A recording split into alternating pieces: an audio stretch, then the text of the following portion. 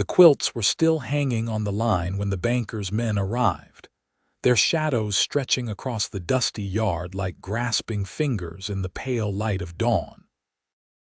Sarah Vance stood barefoot on the porch of the tiny house she had rented for 3 years, watching them approach with their legal papers and their cold expressions. And she knew before they spoke a single word that her life was about to change forever. "Miss Vance," the taller one said, not bothering to remove his hat. "Mr. Thornton at the bank has foreclosed on this property. You have until 8 o'clock to remove your belongings." Sarah felt her heart drop into her stomach, though she should have expected this. The town of Beaver, Utah Territory, was not kind to women alone, and she had fallen behind on rent after the influenza had kept her bedridden for nearly a month. Her quilting orders had piled up unfulfilled, customers had canceled, and the money had simply stopped coming in. She had tried to explain this to the banker, had promised to catch up, but Henry Thornton was not a man known for his mercy. 8 o'clock, she repeated, her voice steadier than she felt. "That is less than 2 hours. Then I suggest you start packing, Miss Vance." The shorter man actually did look somewhat apologetic, but he did not offer any alternative. They left her standing there as the sun crept higher, painting the Utah sky in shades of orange and pink that should have been beautiful but only felt ominous. Sarah went inside and looked at her small home with new eyes. Everything she owned was here. Her grandmother's quilting frame, the treadle sewing machine she had saved for 2 years to buy, her collection of fabrics and threads, her clothing, her dishes, the iron bed frame, the rocking chair her father had made. How could she possibly move it all in less than 2 hours? And more importantly, where would she take it? She had no family left. Her parents had died during the journey west when she was 16, victims of cholera on the trail. Her older brother had made it to California, but was killed in a mining accident 2 years later. At 23, Sarah had been alone for long enough that she thought she had grown accustomed to it, but standing in her home that would soon belong to someone else, she felt the weight of that solitude like never before. Still, Sarah Vance had not survived this long by giving in to despair. She rolled up her sleeves and began to pack. She worked methodically, folding her quilts with the same care she always showed them, wrapping her dishes in newspaper, taking down the curtains she had sewn herself. The sun climbed higher. 7 o'clock came and went. At 7:30, she heard a wagon pull up outside. For a moment, she thought the banker's men had returned early to throw her out, but when she looked through the window, she saw a different man entirely. He was tall, broad-shouldered, with dark hair that needed cutting and a face that looked like it rarely smiled but might be handsome if it did. He was climbing down from a well-made wagon pulled by 2 sturdy horses, and he was looking at her house with an expression she could not quite read. Sarah stepped out onto the porch, wiping her dusty hands on her apron. "Can I help you?" The man turned to look at her, and she noticed his eyes were a striking shade of blue, pale and clear like the sky after rain.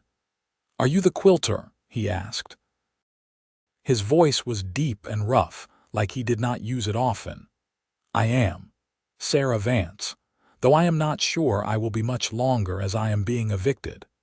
She was not sure why she told him this, except that there seemed little point in pretending otherwise.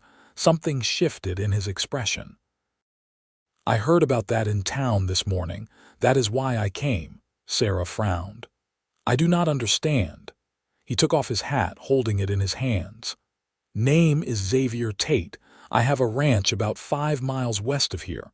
Been needing someone to help with the house.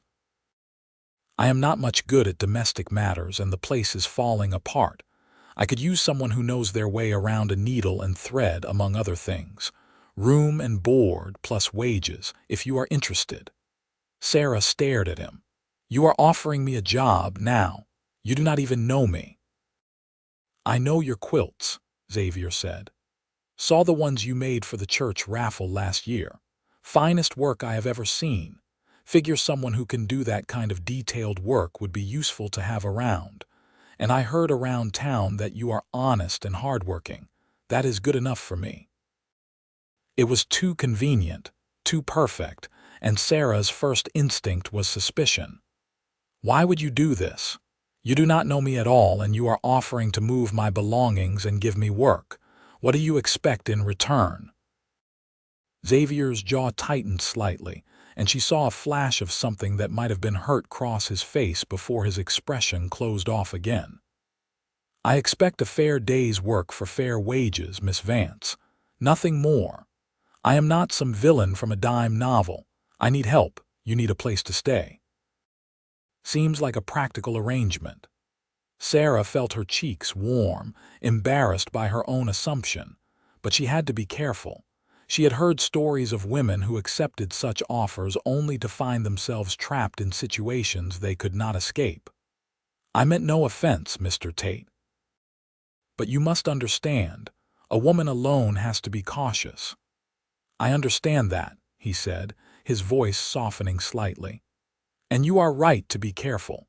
If it helps, I can tell you that Mrs. Winters at the general store has known me since I was 12. Reverend Paulson at the church can vouch for me too. I am not asking you to take my word alone. The church bell began to toll the hour. 8 o'clock. Sarah heard the sound of horses approaching again and knew the banker's men were returning. She had perhaps 2 minutes to make a decision that would determine the entire course of her future. She looked at Xavier Tate, this stranger with the sad eyes and the practical offer, and made her choice. All right, she said. I accept your offer, Mr. Tate. Thank you. Relief crossed his face so quickly she almost missed it. Call me Xavier, he said, already moving toward the porch. Show me what needs loading. We do not have much time. What followed was a whirlwind of activity. Xavier proved to be extraordinarily strong and efficient, carrying her heaviest furniture as if it weighed nothing. When the banker's men arrived, they found Sarah and Xavier already loading the last of her belongings onto his wagon. Henry Thornton himself was with them this time, his thin face pinched with displeasure. Miss Vance, Thornton said coldly, I trust you understand that you are no longer welcome on these premises. She understands just fine, Xavier said, not looking up from securing a rope around Sarah's trunk. And she is leaving, as you can see. Thornton's eyes narrowed as he looked at Xavier. Tate, should have known you would stick your nose where it does not belong. Got a habit of picking up strays, do you not? Xavier straightened slowly, and Sarah saw his hands clench into fists at his sides. Careful, Thornton. Or what? The banker sneered. You will do what exactly? You are already barely holding onto that ranch of yours. Maybe I should look into your loan payments as carefully as I looked into Miss Vance's rent. My payments are up to date, and you know it. Xavier's voice was dangerously quiet. Now, unless you want to have a different kind of conversation, I suggest you let us finish here. For a moment, Sarah thought Thornton might push further, but something in Xavier's expression made the banker step back. Fine. Just get off my property. He turned and walked away, his men following. Xavier watched them go, his jaw still tight with anger. Sarah touched his arm lightly. Thank you, she said quietly, for standing up to him. He looked down at her hand on his arm, and some of the tension left his shoulders. Men like that think they can push anyone around. Someone needs to remind them otherwise. He cleared his throat and stepped back, and Sarah realized she was still touching him. She withdrew her hand quickly. Is everything loaded? She asked, trying to cover her own awkwardness. Xavier surveyed the wagon, which was piled high with her belongings. Looks like it. We should go before Thornton decides to cause more trouble. Sarah took one last look at the little house that had been her home, feeling a pang of loss despite everything. Then she allowed Xavier to help her up onto the wagon seat, and they left Beaver behind, heading west into the desert. The ranch, when they reached it an hour later, was both better and worse than Sarah had imagined.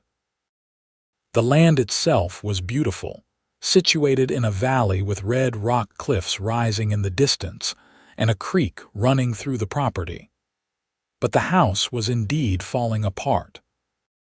The roof sagged in one corner, several windows were broken and covered with oiled paper, and the front steps were so rotted that Xavier warned her to step carefully. "It is not much," Xavier admitted, sounding almost embarrassed. "I know it needs work." Sarah climbed down from the wagon and looked around.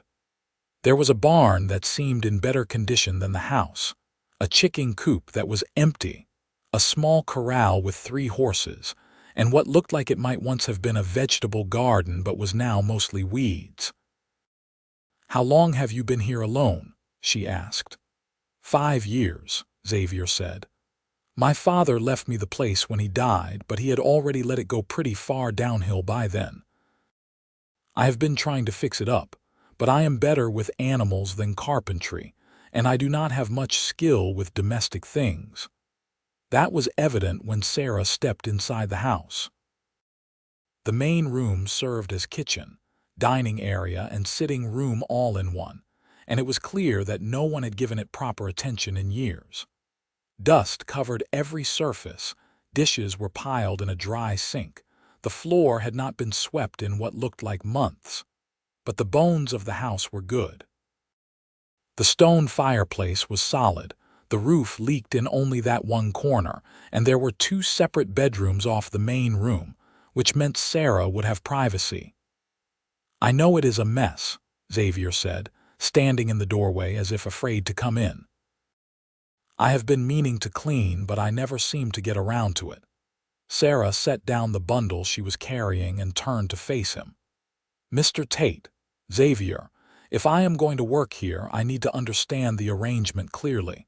What exactly are you expecting from me?" Xavier leaned against the doorframe, looking tired suddenly. "Honestly, I need someone who can keep the house livable, cook meals that are not just beans and bacon, maybe help with the garden if we can get it going again.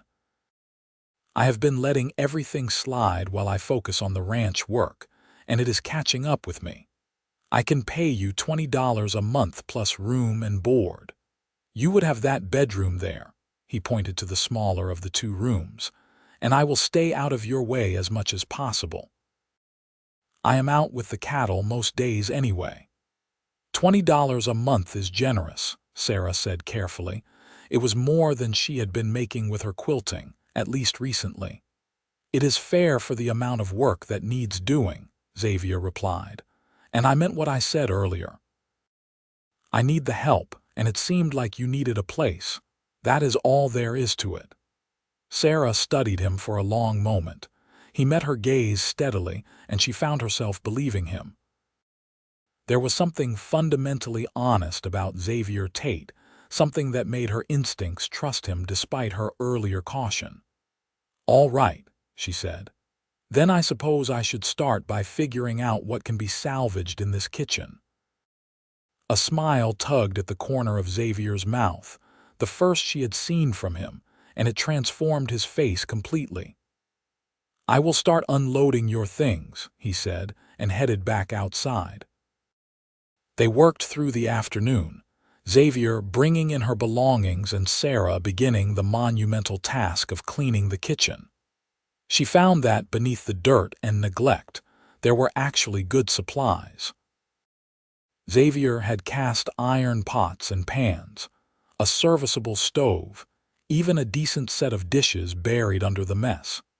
He just had not been taking care of any of it. By late afternoon, Sarah had cleaned enough to start preparing a proper meal. Xavier had mentioned he had a smokehouse with some bacon and ham, and she found potatoes and onions in a root cellar that was surprisingly well stocked. She made a simple stew, biscuits from scratch, and even managed a dried apple pie with supplies she found. When she called Xavier in for supper, he stopped in the doorway and just stared. She had cleaned the table, set it with proper plates and utensils, and put the food out in serving dishes rather than just the pots she cooked in. It was nothing fancy, but it was a real meal presented properly. "I cannot remember the last time this place looked like a home," Xavier said quietly, and there was something raw in his voice that made Sarah's chest tighten. They sat down to eat, and for a while there was only the sound of utensils on plates. Xavier ate like a man starving, which he might well have been if he had been living on just bacon and beans for years. Sarah found herself watching him, noting the calluses on his hands, the way his shoulders stayed tense even when he was sitting, the exhaustion in his eyes that spoke of a man who worked himself to the bone every day. "This is the best meal I've had in 5 years," Xavier said finally. "Thank you." "You are welcome," Sarah replied. "Though I think the bar was set rather low if you have been living on just bacon and beans." He actually laughed at that, a short surprised sound, and Sarah felt something warm unfold in her chest at the sound. "Fair point," he admitted. "Still, this is really good. You have a talent for cooking as well as quilting." "My mother taught me before she died," Sarah said. "She said a woman should be able to make a home anywhere, even in the wilderness. I think she meant well, though I used to resent the lessons when I was young." "But not anymore," Sarah thought about it. "No, not anymore. Now I am grateful. Those skills have kept me alive and independent." She paused, then asked, "What about you? How did you end up here alone?" Xavier's expression closed off slightly, but he answered, "My mother died when I was born. My father raised me, but he was never quite right after losing her. He managed, but he was always sad, always distant. When he died 5 years ago, I inherited this place and all the work that comes with it." He pushed food around his plate. "I thought about selling, moving on, but this land has been in my family for 2 generations. Felt wrong to give it up." "So you stayed and worked yourself half to death trying to keep it going alone." His eyes snapped up to meet hers, surprised by her directness. "Is it that obvious? You look exhausted, your house is falling apart, and you are eating beans and bacon alone every night." "Yes, it is obvious." Sarah softened her tone. "I am not criticizing. I understand the instinct to hold onto what is yours to prove you can manage alone, but everyone needs help sometimes. There is no shame in that." Xavier was quiet for a long moment, his pale eyes studying her face. "You are not what I expected," he said finally. "What did you expect? Someone more fragile, I suppose, someone who needed rescuing." He shook his head. "But you do not need rescuing at all, do you? You just needed a fair chance." Sarah felt a flush of pleasure at his words. "I like to think I can take care of myself, given the opportunity. Today was just a setback." "Well, I am glad for the setback, selfish as that sounds," Xavier said. "Otherwise, I would not have had the courage to ask for help." They finished the meal in companionable silence, and afterward, Xavier helped her clean up, which surprised her. Most men, she knew, would have considered it beneath them. But Xavier washed dishes alongside her without complaint, and they developed an easy rhythm of washing and drying. That night, Sarah lay in her new bedroom on her own bed, in a house that was not hers but felt more welcoming than anywhere she had been in years, and thought about the strange turn her life had taken.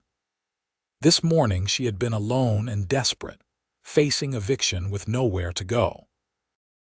Now she was on a ranch with a cowboy who barely smiled but had kind eyes, doing work that needed doing. And for the first time in a long time, she felt something that might have been hope. In the days that followed, Sarah threw herself into making the ranch house livable. She scrubbed and cleaned, repaired what she could, and made lists of what needed professional fixing. She took down the oiled paper from the windows and discovered that only 2 were actually broken. the others just filthy. She swept and mopped until the wooden floors shone. She organized the kitchen, cleaned out the pantry, and started planning a proper garden. Xavier, true to his word, stayed out of her way during the day, working with the cattle and horses from dawn to dusk. But every evening he came in for dinner, and they would eat together and talk. Slowly, Sarah began to learn more about the quiet cowboy who had changed her life. He had been born in Missouri but came west with his parents as a child. His father had served in the Union Army during the war and came home changed, seeking a new start in the territories. Xavier had learned ranching from his father but also learned to be self-sufficient, to keep his own counsel, to not expect much from other people. He was 27 now, 4 years older than Sarah, and he had spent most of those years alone. "You not get lonely?" Sarah asked one evening as they sat on the porch watching the sunset paint the cliffs red and gold. Xavier was quiet for so long she thought he might not answer. "Yes," he said finally, "but I got used to it, I suppose. Got used to thinking that was just how my life would be. And now—" He turned to look at her, and there was something in his expression that made her breath catch. "Now I am remembering that there are other ways to live." The air between them felt charged suddenly, heavy with something Sarah could not quite name. She looked away first, her heart beating too fast. "I should go in and start the bread for tomorrow," she said, standing quickly. "Sarah." Xavier's voice stopped her. She turned back. "Thank you," he said, "for being here, for all of this. I know I do not say it enough, but I am grateful." "You are welcome," she managed, then fled inside, her cheeks burning. That night Sarah could not sleep. She kept thinking about the way Xavier had looked at her, the warmth in his voice when he said her name. She had been so focused on survival for so long that she had not allowed herself to think about things like attraction, like the possibility of something more than just work and wages. But now, lying in the darkness, she could not help but think about Xavier's strong hands, his rare smile, the way he listened to her with his full attention as if what she said actually mattered. She was being foolish, she told herself. She had known the man for less than a week. And yet, there was something about him that called to her, something that made her want to know all his secrets, to understand what had put that sadness in his eyes, to be the one who finally made him smile freely. The next morning, Sarah woke before dawn and went outside to watch the sunrise. She found Xavier already up, working with one of the horses in the corral. He moved with easy confidence, speaking softly to the animal, his movements sure and gentle. The horse, a beautiful paint mare, responded to him with trust, nuzzling his shoulder when he praised her. "You are good with them," Sarah called out. Xavier looked over, surprise crossing his face. "Thought you would sleep longer. Sun is not even up yet." "I have always been an early riser." Sarah came to lean on the corral fence. "How long have you been out here?" "About an hour." "This one needs some extra training. She is young and still learning." He ran his hand down the horse's neck. "But she is smart. She will be a good mount." "Is ranching all you have ever done?" Sarah asked. Xavier led the horse around the corral and Sarah admired the way they moved together. "Mostly. Tried my hand at other things when I was younger. Worked as a deputy for a while, did some scouting, even tried gold prospecting for a few months. But I always came back to ranching. There is something honest about it, you know. The land does not lie to you. The animals do not pretend to be something they are not. You work hard, treat them right, and you get something real back." "I feel that way about quilting," Sarah said. "There is something satisfying about taking scraps of fabric and turning them into something beautiful and useful. Every stitch is honest work." Xavier smiled at her, that rare full smile that made her heart skip. "That is exactly it, honest work." They stood there in the growing light, comfortable in the silence, and Sarah realized she felt more at ease with this man she had known for days than she had with people she had known for years. There was no pretense with Xavier, no games or hidden motives. He was simply himself, and somehow that made it safe for her to be simply herself too. As the days turned into weeks, Sarah settled into the rhythm of ranch life. She woke early, prepared breakfast, packed lunch for Xavier to take out to the range, spent her days cleaning and organizing and slowly transforming the house into a real home. In the afternoons, she worked on her quilting, taking on new orders that had started coming in once word spread that she was still in business. The extra money was welcome, but more than that, she enjoyed the creative work, the satisfaction of seeing a pattern come together under her hands. Xavier started coming in for lunch sometimes, rather than staying out all day. He would wash up at the pump outside, then sit at the table while Sarah served him whatever she had made, and they would talk about everything and nothing. She learned about his dreams for the ranch, his plans to expand the herd, his hope of someday having enough success to hire a few hands to help with the work. He learned about her childhood on the trail, her parents' dreams of California, the quilting patterns her grandmother had taught her that had been passed down through generations. "You ever think about what might have been different?" Xavier asked one day. "If your parents had made it to California, if your brother had not died," Sarah considered the question. "Sometimes, but I try not to dwell on it. I cannot change the past, and wondering about what might have been only makes me sad." She looked at him.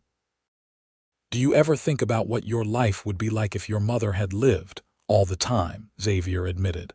"My father used to tell me about her. She was strong," he said, "brave and kind and full of life. He said I have her eyes." He stared into his coffee cup. "I think if she had lived, everything would have been different. My father would not have been so sad. This ranch would not have fallen apart. I would not have grown up thinking that being alone was the only option." "But then you might be a completely different person," Sarah pointed out gently. "And I rather like the person you are." Xavier's head snapped up, his eyes searching her face. "You do?" Sarah felt her cheeks warm but held his gaze. "Yes, I do. You are kind and honest and hardworking. You saw someone in trouble and helped them without expecting anything in return." "Not many people would do that." "I did expect something in return," Xavier said quietly. "I expected help with the ranch. That is not pure altruism. But you offered fair wages and treated me with respect. You gave me a choice, not an ultimatum." Sarah set down her own cup, her heart beating fast. "Xavier, what you did for me that morning changed my life. I will be forever grateful for that." He stood abruptly, his chair scraping against the floor. For a moment Sarah thought she had said too much, crossed some invisible line. But then Xavier crossed to where she sat and held out his hand. "Come with me. I want to show you something." Sarah took his hand, feeling the calluses on his palm, the warmth and strength of his grip, and let him lead her outside. They walked past the barn, past the corral, along the creek that ran through the property. The afternoon sun was warm, and the sound of the water was peaceful. Xavier did not speak, and Sarah did not break the silence, content to walk beside him and wonder where they were going. Finally, they came to a spot where the creek widened into a small pool, and on the bank grew a single cottonwood tree, its leaves shimmering silver and green in the breeze. Xavier stopped there and turned to face her, still holding her hand. "This is my favorite place on the whole ranch," he said. "When things get hard, when I am tired or discouraged, I come here and remember why I am doing this. The land may be harsh, but it is also beautiful. It is worth fighting for." Sarah looked around, taking in the peace of the place, the way the water caught the light, the shelter of the tree. "It is beautiful," she agreed. "I have never brought anyone here before," Xavier continued, and there was something vulnerable in his voice now. "I wanted you to see it because I wanted you to understand that this is not just a job to me. You being here, it matters. You matter." Sarah's breath caught. She looked up at him, at his serious face and his pale eyes that were looking at her with such intensity. "Xavier," she started, but he gently squeezed her hand. "Let me finish," he said. "I know we have only known each other for a few weeks. I know this might be too soon or inappropriate or any number of things I should not be saying. But I have spent 5 years alone, Sarah, and I got used to thinking that was all I deserved, all I could expect from life. And then you showed up, and suddenly my house feels like a home and my days have purpose beyond just surviving. You make me remember what it is like to look forward to something, to want to be better than I am." "You are already good," Sarah said, her voice shaking slightly. "You do not need to be better." "I want to be better for you," Xavier said. He raised his free hand and gently touched her cheek, his thumb brushing her skin so softly she almost could not feel it. "I am not good with words. I do not know how to say things pretty, but I care about you, Sarah. More than I probably should after such a short time. And I needed you to know that, even if you do not feel the same way." Sarah felt tears prick her eyes, though she was not sure if they were from happiness or the sheer relief of knowing she was not alone in what she felt. "I do feel the same way," she said. "I have been trying not to because it seemed too fast, too soon. But Xavier, you make me feel safe. You make me feel seen. I have been alone for so long, taking care of myself because I had no choice. And you are the first person who has ever made me feel like I do not have to do everything by myself." Xavier pulled her close then, wrapping his arms around her, and Sarah leaned into him, feeling the solid strength of his chest, the warmth of his embrace. They stood there under the cottonwood tree by the creek, holding each other as the water sang and the leaves rustled and the world narrowed down to just the two of them. "I do not want this to just be a job anymore," Xavier said against her hair. "I want you to stay because you want to, not because you need to." Sarah pulled back just enough to look up at him. "I do want to stay. I want to be here with you to build something together, if you will have me. If I will have you." Xavier's laugh was shaky with emotion. "Sarah, I think I started falling for you the moment you looked at me with suspicion on your porch and demanded to know what I expected from you.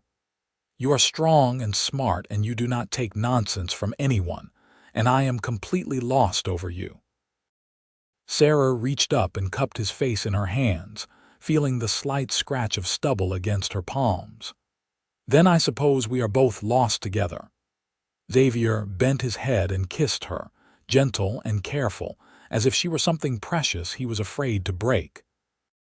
Sarah kissed him back, pouring all her hope and fear and desperate longing into it, and felt him respond, pulling her closer, deepening the kiss. It was like coming home after years of wandering, like finding water in the desert, like every good thing she had ever hoped for finally coming true. When they finally pulled apart, both breathing hard, Xavier rested his forehead against hers. "I want to do this right," he said. "I want to court you properly, give you time to be sure. I know we are already living under the same roof, which is not exactly conventional, but I want people to know that I respect you, that my intentions are honorable." Sarah smiled, her heart so full she thought it might burst. "Your intentions have always been honorable, Xavier. But I appreciate the sentiment, and I would be honored to be courted by you." They walked back to the house hand in hand, and everything looked different now, sharper and brighter and more full of possibility. Sarah felt like she was seeing the world in color for the first time after years of gray. The ranch was not just her workplace anymore. It was home, and Xavier was not just her employer. He was the man she was falling in love with, and for the first time since her parents died, Sarah let herself believe that maybe she could have more than just survival. Maybe she could have happiness too. True to his word, Xavier courted her. He started small, bringing her wildflowers from the range, fixing things around the house without being asked, finding excuses to be near her.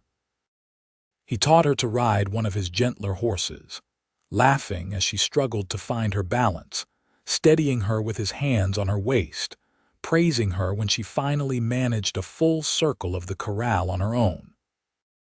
Sarah responded in kind, making his favorite foods, leaving notes in his lunch pail for him to find when he was out working, sitting with him on the porch in the evenings and talking until the stars came out.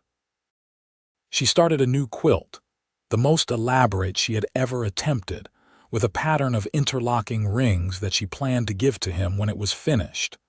They went into Beaver together on Saturdays, and Sarah noticed the way people looked at them, the speculation and gossip that followed.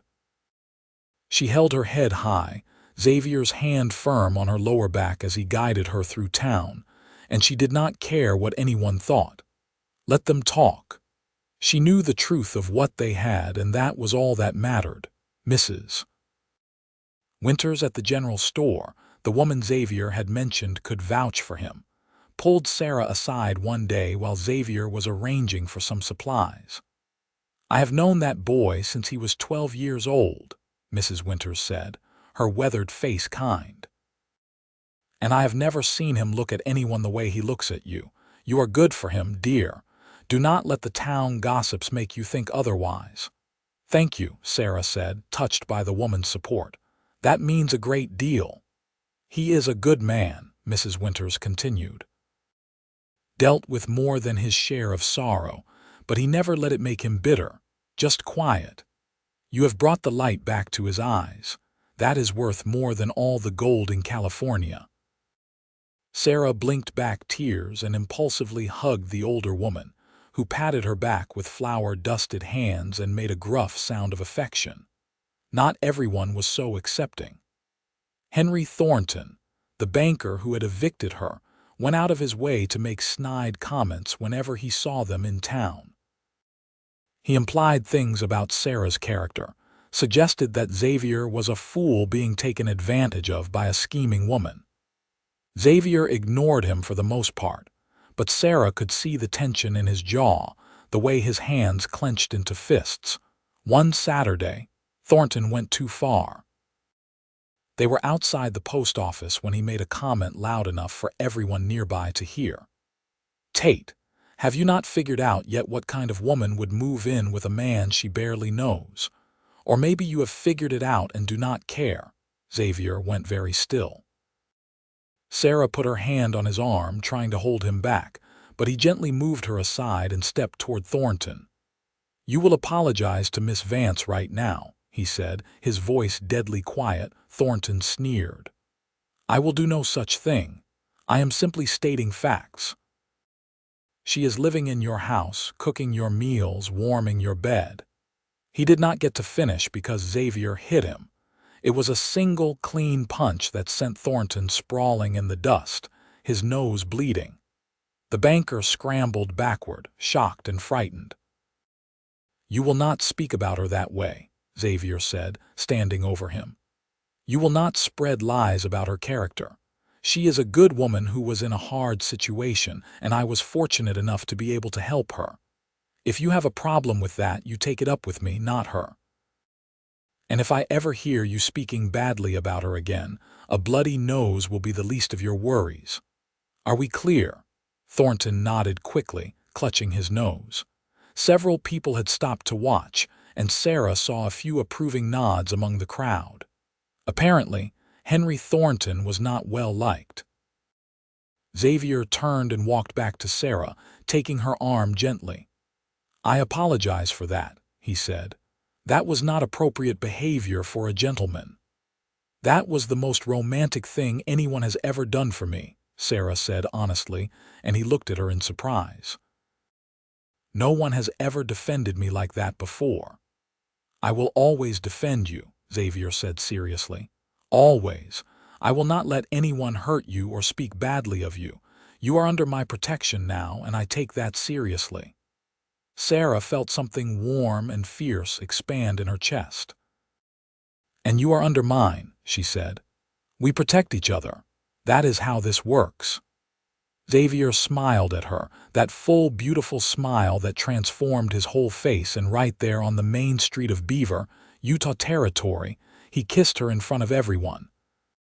Sarah heard gasps and whispers, but she did not care. She kissed him back and felt like she was flying.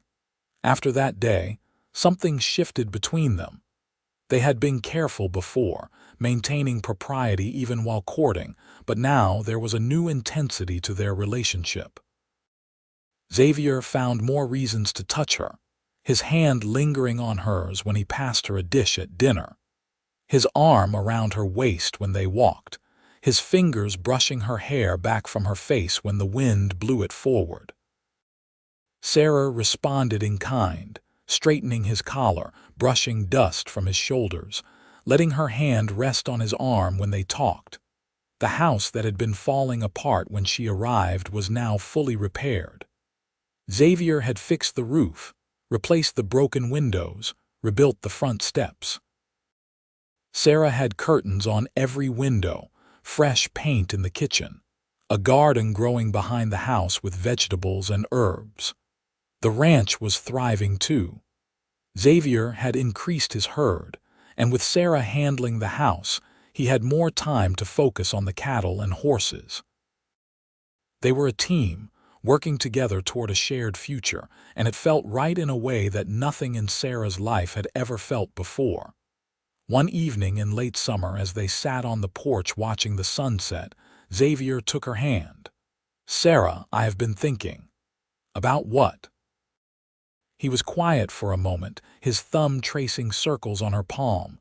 "About the future, about what we are building here." Sarah's heart began to beat faster. "Yes." Xavier turned to face her fully.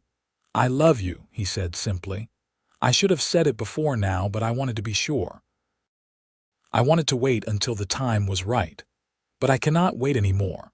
I love you, Sarah Vance. I love your strength and your kindness and the way you hum when you quilt. I love how you have made this house a home, and how you have made me remember what it is like to hope for more than just getting through each day. I love everything about you, and I want you in my life for always." Tears were streaming down Sarah's face now, but she was smiling. "I love you too," she said. "I have loved you since that day by the creek when you told me I mattered. Maybe even before that. I love how gentle you are with the horses, how you listen when I talk, how you have given me safety and respect and a place to belong. I love you, Xavier Tate, and I want to spend the rest of my life with you." Xavier reached into his pocket and pulled out a small box. "Then marry me," he said, opening it to reveal a simple gold band with a single small diamond. "I know it is not much, but I can get you something better when the ranch does better. I just wanted to have something to offer you when I asked." "It is perfect," Sarah said, her voice choked with emotion. "It is absolutely perfect." Xavier slipped the ring onto her finger and it fit perfectly, as if it had been made for her. Then he pulled her into his arms and kissed her, deep and passionate and full of promise, and Sarah kissed him back with everything in her, all her love and hope and joy pouring into it. They were married 2 weeks later by Reverend Paulson in the small church in Beaver. Sarah wore a new dress she had sewn herself, pale blue cotton with lace at the collar and cuffs. Xavier wore his best suit, his hair neatly combed, his eyes shining as he watched her walk down the aisle toward him. Mrs. Winters and a few other friends from town attended, along with several of the ranchers Xavier did business with. Even in a simple ceremony, Sarah felt like the most beautiful bride in the world, because of the way Xavier looked at her like she was everything he had ever wanted. When the Reverend pronounced them husband and wife, Xavier kissed her with such tenderness that Sarah felt her heart might break from sheer happiness. They walked out of the church hand in hand, and someone threw rice, and there was laughter and good wishes. And for the first time in years, Sarah felt like she truly belonged somewhere. The ride back to the ranch felt different now. This was not just the place where she worked, where she lived temporarily. This was her home, and Xavier was her husband, and they had a whole life stretching out before them full of possibility. That night, in the bedroom that was now theirs together, Xavier was so gentle with her that Sarah cried. He kissed away her tears and whispered that he loved her, that he would always love her, that she was the best thing that had ever happened to him. Sarah held him close and felt whole for the first time since her parents died, no longer alone, no longer adrift, but anchored and safe and loved. The first year of their marriage was not without challenges. There was a drought that summer that nearly killed their garden and stressed the cattle. Xavier worked himself nearly to exhaustion, up before dawn and not coming in until long after dark, trying to keep the herd watered and healthy. Sarah did what she could to help, taking water out to him in the fields, making sure he ate properly, rubbing his sore shoulders in the evenings when he finally collapsed into bed. There was also the continuing problem of Henry Thornton, who seemed determined to make life difficult for them. He spread more rumors, tried to interfere with their credit at various stores in town, even attempted to buy up land adjacent to their ranch, presumably to cause them trouble. But Xavier and Sarah stood together against it all, and with the support of Mrs. Winters and others who respected them, they weathered each storm. In the fall, Sarah realized she was pregnant. She had suspected for a few weeks but waited to be certain before telling Xavier. When she finally did, sitting across from him at dinner one evening, he went very still. Pregnant. He repeated as if he could not quite believe it. "You are certain as I can be," Sarah said, watching his face anxiously, trying to gauge his reaction. "I am about 3 months along, I think." Xavier stood slowly, came around the table, and knelt beside her chair. He took her hands in his, and she saw that his eyes were wet. "A baby," he said, his voice shaking. "We are going to have a baby. Are you happy?" Sarah asked, because she could not quite tell if he was crying from joy or fear. "Happy does not even begin to cover it," Xavier said. He leaned forward and pressed his face against her stomach, his arms wrapping around her waist. "I am terrified and overjoyed and amazed and a dozen other things I do not have words for. A baby, Sarah. Our baby." Sarah ran her fingers through his hair, her own tears falling. "Our baby," she agreed. "A little person who is half you and half me." Xavier looked up at her, and the expression on his face was so full of love and wonder that it took her breath away. "I am going to be a father," he said, as if testing out the words. "I am going to have a family, a real family." "We already are a family," Sarah pointed out gently. "You and me. But yes, now we will be 3. And Xavier, I know you will be an amazing father. I have seen how gentle you are with the animals, how patient and kind. You will be wonderful." "I did not have the best example," Xavier said, and there was old pain in his voice. "My father was so lost in his grief that he barely noticed me sometimes. I do not want to be like that. I want to be present for our child, to give them everything I did not have." "Then you will," Sarah said firmly, "because you already know what not to do and you have the biggest heart of anyone I know. You will be the father you wish you had, and our children will be so lucky to have you." Xavier stood and pulled her up with him, holding her close, his hand splaying across her still flat stomach. "Thank you," he whispered. "Thank you for this, for everything, for being mine." "We are each other's," Sarah corrected, standing on her toes to kiss him. "That is how marriage works." The pregnancy progressed smoothly. Sarah continued her work around the house and her quilting orders, though Xavier tried to get her to slow down and rest more. She compromised by letting him take over some of the heavier chores, but she refused to be treated like an invalid. She was pregnant, not sick, and she intended to keep living her life as normally as possible. As her belly grew, Xavier became increasingly protective and attentive. He fussed over her constantly, making sure she was comfortable, bringing her things before she could even ask for them, talking to their unborn child every night before they went to sleep. It was endearing and sometimes annoying, but Sarah knew it came from a place of deep love and the lingering fear that he might lose her the way his father had lost his mother. "I am not going to die in childbirth," Sarah told him one evening when she caught him looking at her with worry in his eyes. "Women have babies every day and survive just fine." "Some do not," Xavier said quietly. "My mother did not." Sarah took his face in her hands, making him look at her. "I know you are afraid, and I cannot promise you nothing will go wrong because I do not know the future. But I am healthy and strong, and I have every intention of being around to raise this baby with you and have several more besides. You are not going to lose me, Xavier. I am not going anywhere." He pulled her into his arms, holding her as if she might disappear if he let go. "I cannot lose you," he said against her hair. "You are my whole world, Sarah. If something happened to you, I do not think I could survive it." "Nothing is going to happen to me," Sarah said firmly. "We are going to have this baby, and it is going to be loud and messy and wonderful, and we are going to raise it together and be happy. That is what is going to happen." Xavier nodded against her, and Sarah held him until his breathing steadied and the tension left his shoulders. She understood his fear, even if she could not fully share it. He had lost everyone he loved, and the thought of losing her too was almost more than he could bear.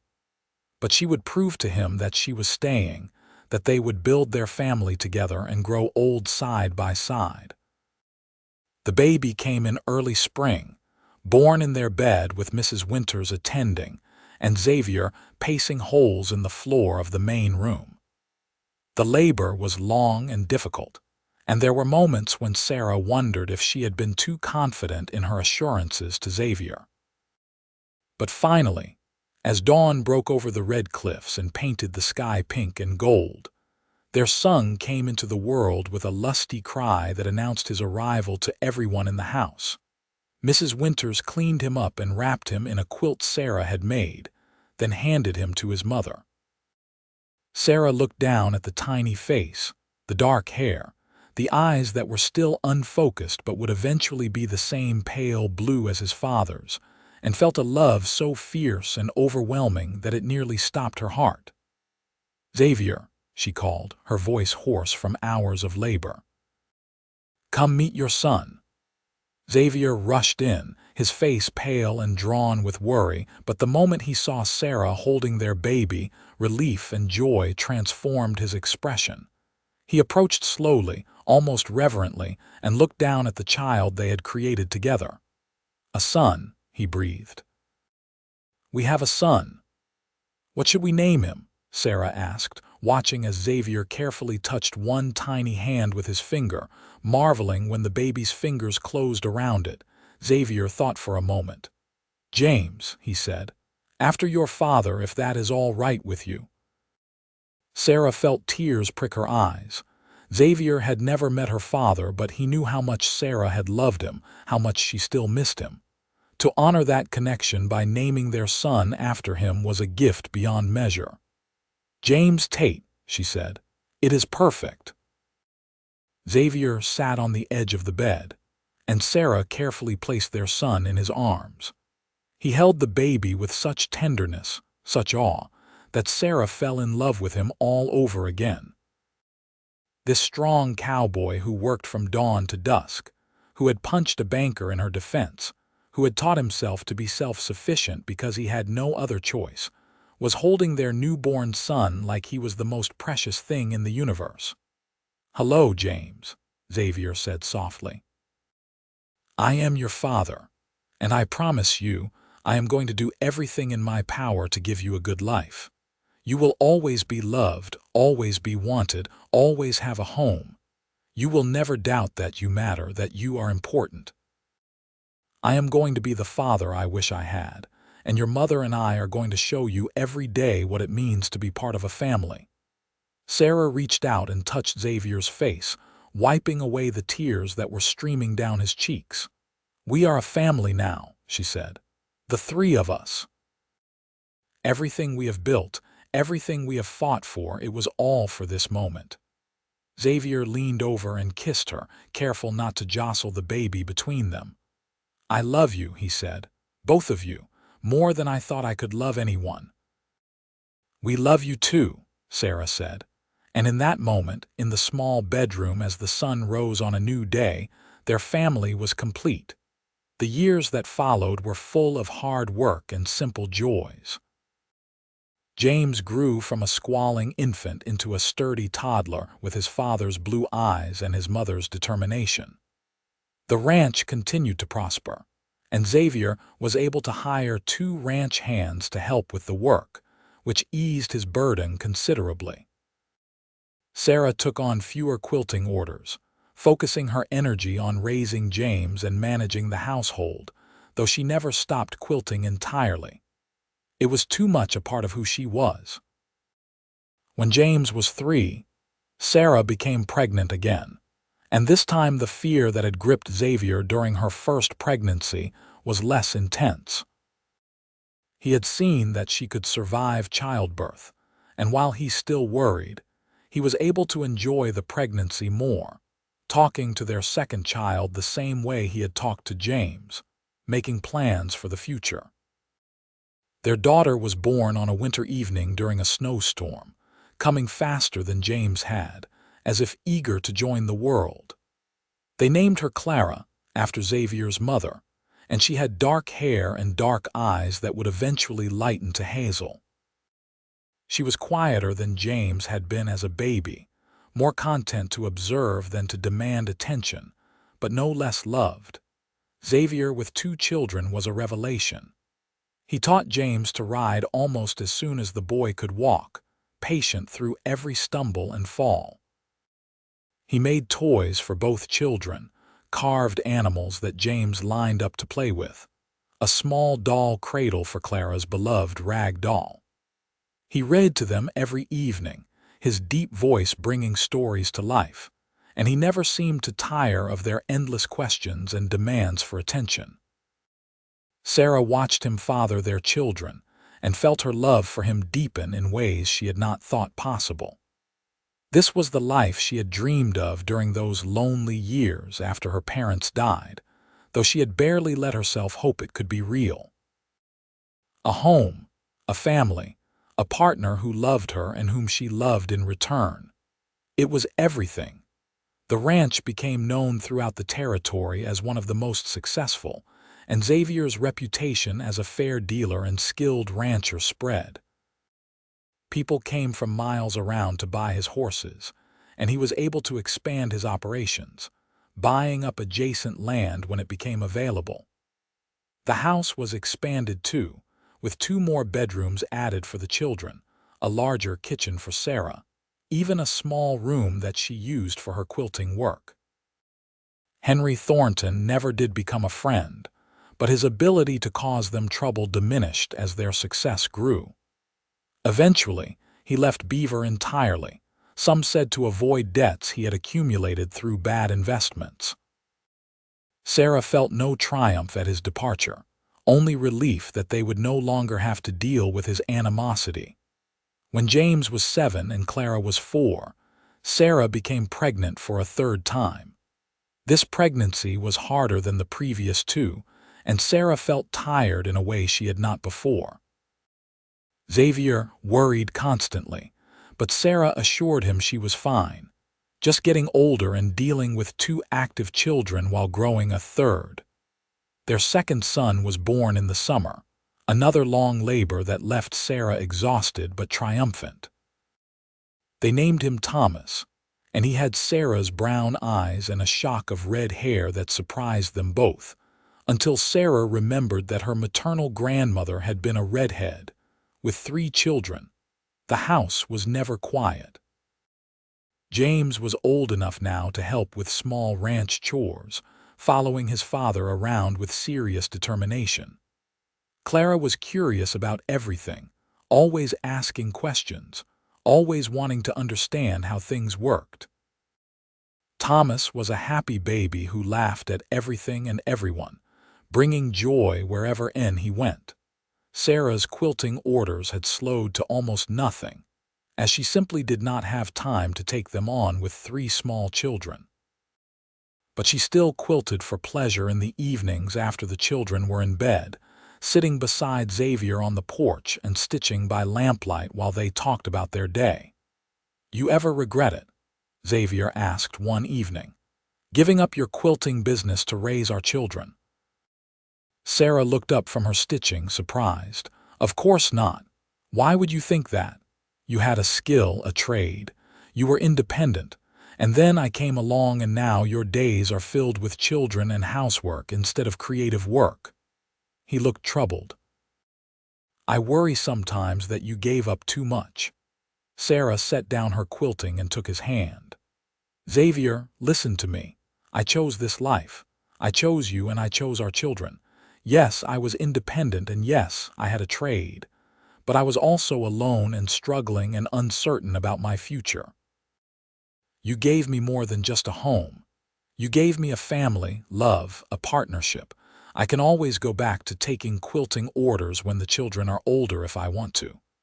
But I can never get back these years with them when they are young. I would not trade what we have for anything." Xavier squeezed her hand, relief evident in his face. "I just want you to be happy."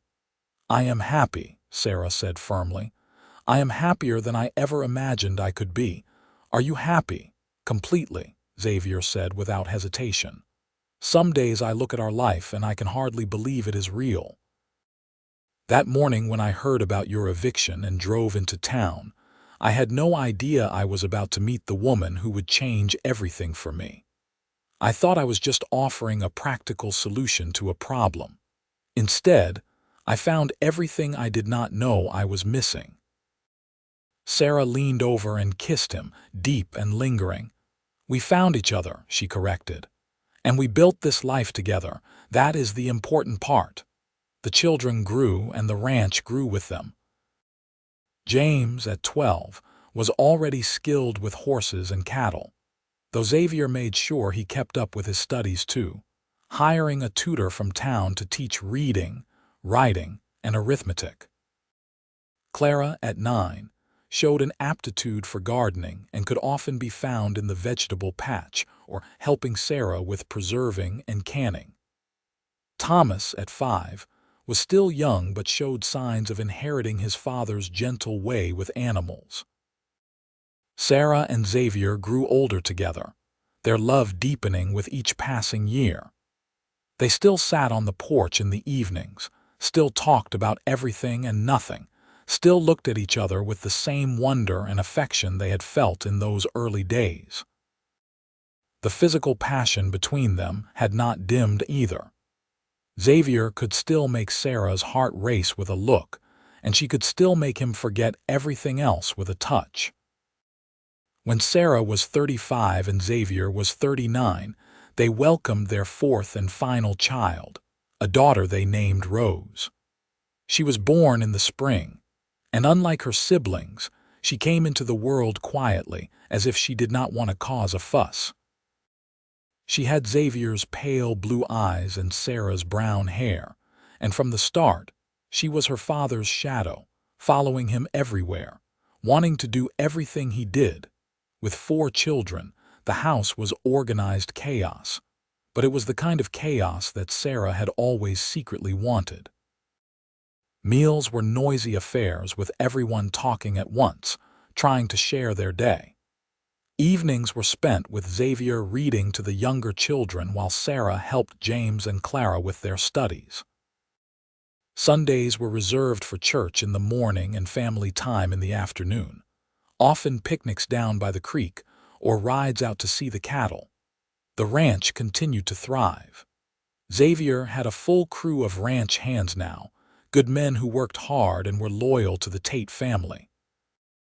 The herd had grown substantially, and they were raising some of the finest horses in the territory. Xavier had achieved everything he had dreamed of when he inherited the failing ranch from his father, and more besides. One evening, when Rose was 5 and James was 17, about to leave for college back east, Xavier and Sarah sat on their porch as they had done countless times before. The children were all inside, supposedly asleep but probably sneaking books by candlelight or whispering secrets to each other. "James leaves in 2 weeks, Xavier said, and there was sadness in his voice. "I know he needs to go, needs to get an education and see more of the world than just this ranch, but I am going to miss him." "I will miss him too," Sarah said, leaning against Xavier's shoulder. "But we raised him to be independent, to have opportunities we did not have. This is what we wanted for him, I know." Xavier was quiet for a moment. "Do you remember the morning we met?" Sarah smiled. "I remember everything about that morning. I was terrified and trying not to show it. And then you showed up with your wagon and your gruff offer of help, and you changed my entire life." "You changed mine," Xavier countered. "I was just existing, going through the motions. And then there you were, standing on that porch looking fierce despite being in an impossible situation, and I knew I had to help you. I told myself it was just practical, that I needed help with the house. But the truth is, I took one look at you and knew my life was about to be different." "It has been different," Sarah agreed. "It has been better than I ever dreamed it could be. 4 children, a successful ranch, 20 years of marriage, and through it all, you have been my partner, my best friend, the love of my life." Xavier turned to look at her, and even after all these years, his gaze still made her breath catch. "I love you, Sarah Tate.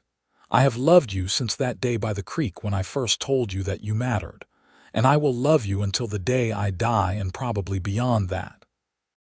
"I love you too," Sarah said, reaching up to touch his face, feeling the lines that had not been there 20 years ago, the gray that was starting to show in his hair. "You are still the man who defended my honor in the street, who held our children when they were born, who built this life with me brick by brick. You are everything I could have hoped for and more." They sat there in the gathering dusk, holding each other, remembering all they had been through and looking forward to all that was still to come. Their children would grow and have lives of their own. The ranch would continue to prosper or face new challenges, as ranches did. But through it all, they would have each other, and that was enough. That had always been enough. James left for college, and true to Xavier's fears, the house felt emptier without him. But he wrote letters regularly, sharing his experiences and his studies, and he came home for holidays and summers. Clara was courted by a young rancher from a neighboring property when she was 18, and Xavier walked her down the aisle 2 years later, tears streaming down his face even as he smiled. Thomas decided he wanted to be a veterinarian and left for veterinary school when he was 19, determined to come back and care for the ranch animals and help other ranchers in the territory. Rose, their youngest, showed no signs of wanting to leave. She was 21 now and had become as skilled with horses as her father, often handling the training of the young animals they sold. She ran the business side of the ranch too, keeping the books and managing orders, freeing Xavier to focus on the work he loved best. Sarah, now 46, had gray in her hair and lines around her eyes, but Xavier thought she was more beautiful than ever. She had started taking quilting orders again, though she was selective about what she accepted. Her work was known throughout the territory now, and she could charge premium prices, which she donated to the church to help other women in situations like the one she had once been in. Xavier, at 50, still worked the ranch every day, though he left more of the heavy labor to the younger hands.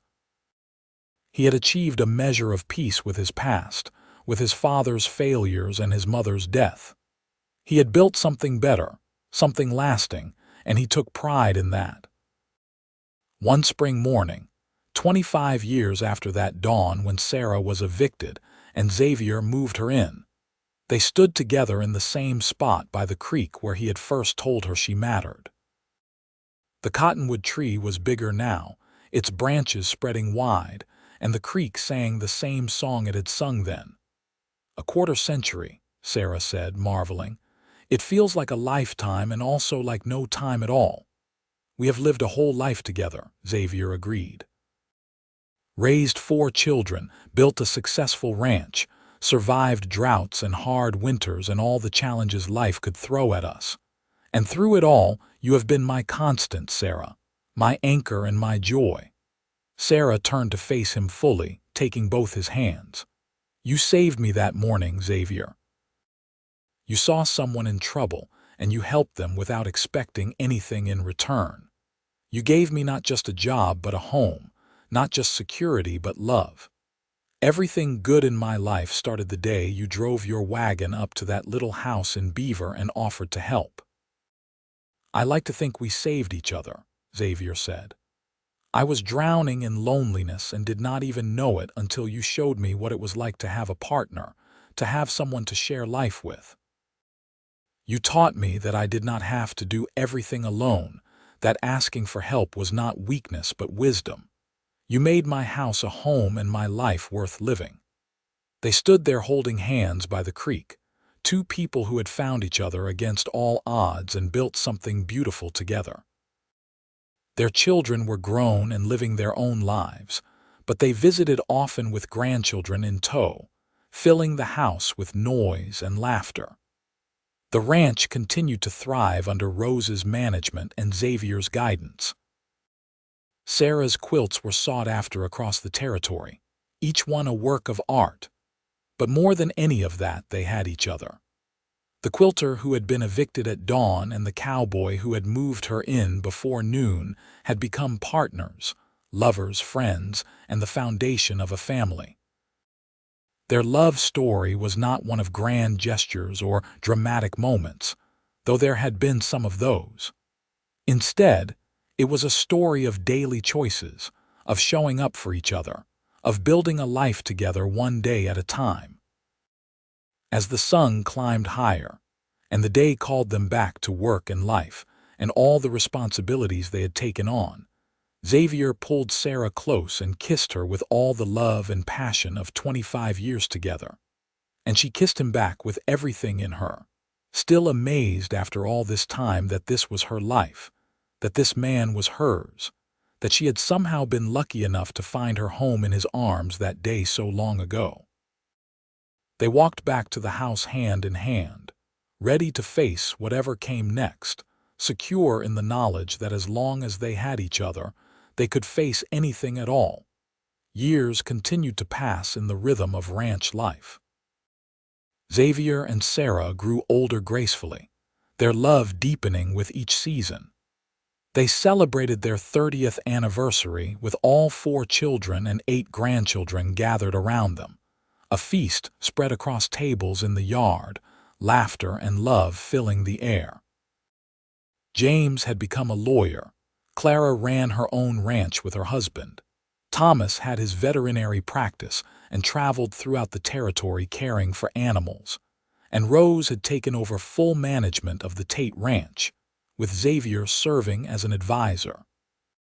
Sarah, at 51, finally finished the master quilt she had been planning for decades, incorporating pieces of fabric from every important moment in their lives together.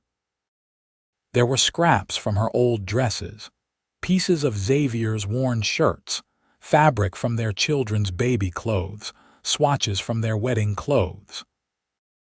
It told the story of their life in color and pattern, and when she finally presented it to Xavier on their anniversary, he wept openly, tracing the patches with his fingers and remembering each moment they represented.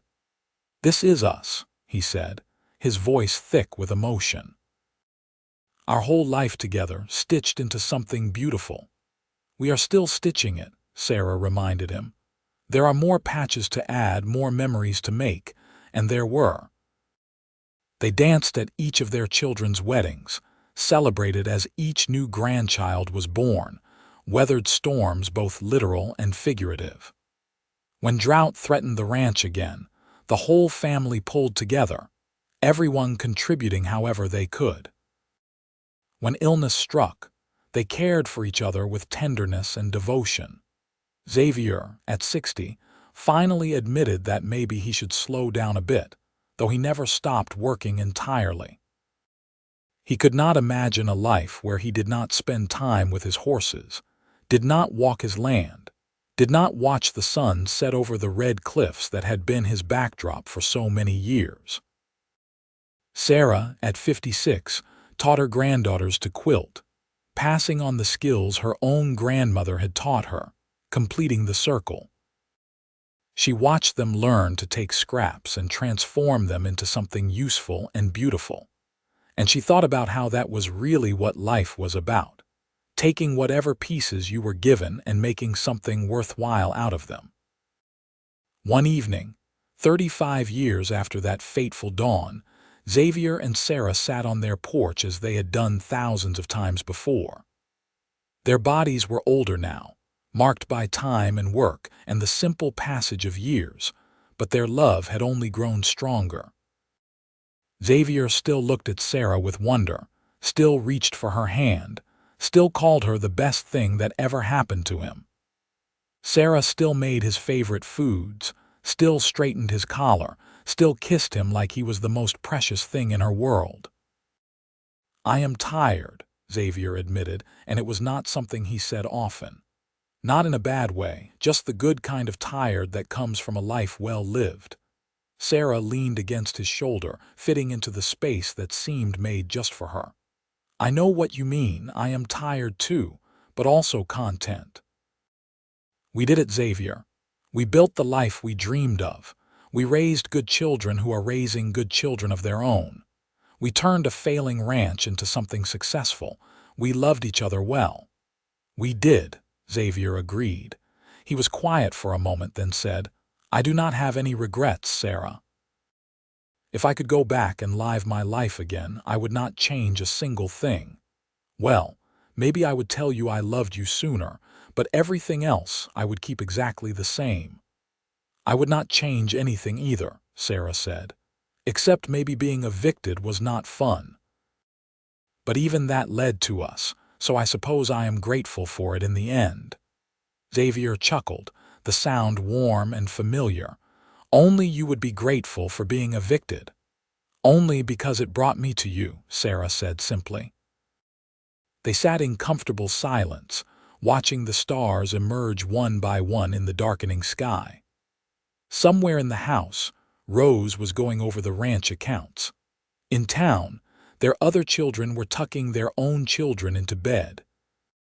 The horses were settled in the barn, the cattle were grazing in the pastures, and everything they had built together continued on, solid and sure. "You remember what you told me that first day?" Sarah asked. "You said the land does not lie to you, that there is something honest about ranch work." "I remember," Xavier said. "I think that applies to love too," Sarah continued. "Real love, the kind we have, it does not lie. It does not pretend to be something it is not. It is just honest and true and solid, like this land, like this life we have built together." Xavier turned to look at her, and even in the dim light, she could see the love shining in his eyes. "You are the wisest person I know," he said. "And I am the luckiest man alive because you chose to love me back." "We chose each other," Sarah corrected, as she had done so many times over the years. "And we kept choosing each other every day, every year. That is what made the difference." They went to bed that night holding each other as they had every night for 35 years, and they fell asleep secure in the love they had built, brick by brick, day by day, until it was strong enough to withstand anything. The years continued their steady march. Xavier and Sarah celebrated their 40th anniversary, surrounded by their children, 14 grandchildren, and even 3 great-grandchildren from James's eldest daughter. The house was full to bursting with family, and Sarah looked around at all of them and felt her heart might explode with joy. All of this entire family, had started with one act of kindness on a desperate morning. Xavier, at 67, moved more slowly now, but he still rode out to check on the cattle when he could, still worked with the horses, still insisted on being useful. Sarah, at 63, still quilted every day, her fingers as skilled as ever even if they were more gnarled with age. They still sat on the porch together every evening, still held hands, still talked about everything and nothing. Rose ran the ranch with skill and wisdom, and she had married a good man who worked beside her, much as Sarah had worked beside Xavier all those years ago. They had 2 children who would someday carry on the Tate legacy. The ranch was secure for future generations. One spring morning, 42 years after Sarah's eviction, Xavier woke before dawn as he had done his entire life. But this time, instead of getting up immediately, he lay beside Sarah and just watched her sleep. She was beautiful to him still, more beautiful than ever, because he knew every line and curve of her face, knew the stories behind every gray hair and wrinkle, loved every single part of her. Sarah stirred and opened her eyes, smiling when she saw him watching her. "Good morning," she said, her voice soft with sleep. "Good morning," Xavier replied. "I was just thinking about how lucky I am. 42 years of waking up beside you, and it still feels like a gift every single time." Sarah reached up and touched his face, her palm cupping his cheek. "I love you, Xavier Tate. I have loved you for 42 years, and I will love you for whatever time we have left. And I love you, Sarah Tate. You are my heart, my home, my everything." They rose together and started another day, moving in the rhythm they had developed over decades. Xavier made the coffee while Sarah started breakfast. They ate together, talking about the day ahead, making plans for spring planting, discussing which horses Rose was planning to sell. It was ordinary and comfortable and perfect. That afternoon, Xavier asked Sarah to ride out to the creek with him, to the spot where he had first told her she mattered. They rode slowly, side by side, enjoying the spring sunshine and the sight of new calves in the pasture. When they reached the cottonwood tree, they dismounted and sat beneath its spreading branches, and Xavier pulled Sarah close. "This is still my favorite spot on earth," he said, "because this is where I first had the courage to tell you how I felt. This is where everything changed."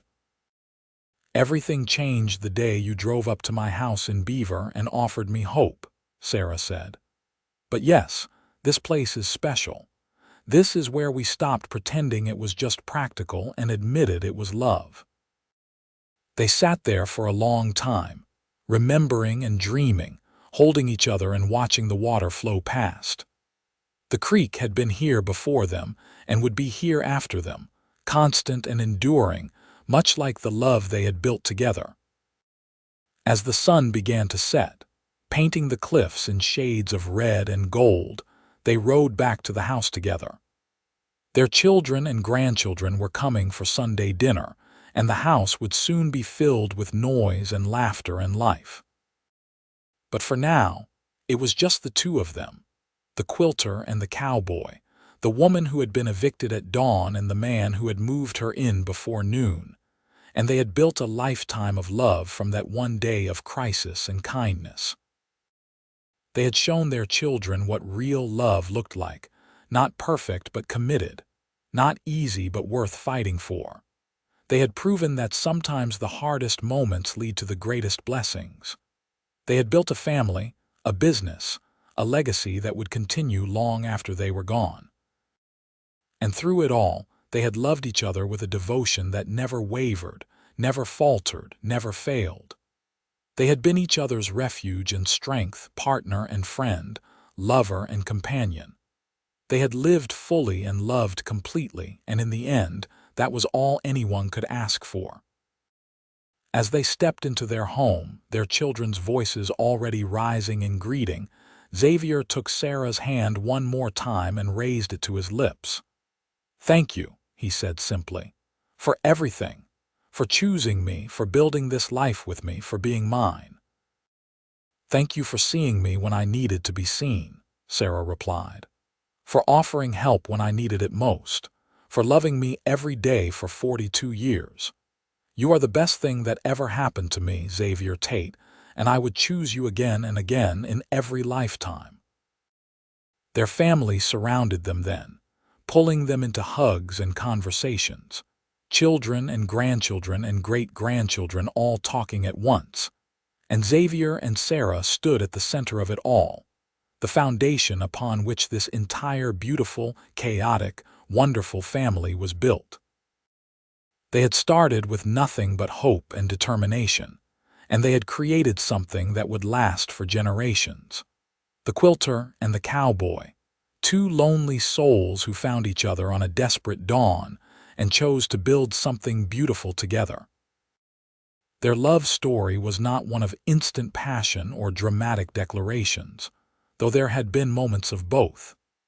Instead, it was a story of showing up every day, of choosing each other through good times and hard times, of building a life and a family brick by brick, stitch by stitch, day by day.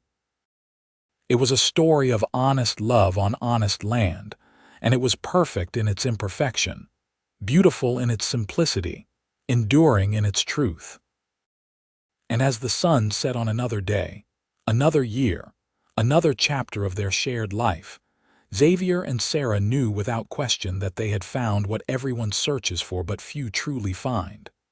A love that lasts, a partnership that endures, a home that exists not in walls and roof but in the heart of another person. They had made their happily ever after not through luck or fate, but through choice and commitment and the simple courage to love completely. And that, in the end, was the greatest achievement of all.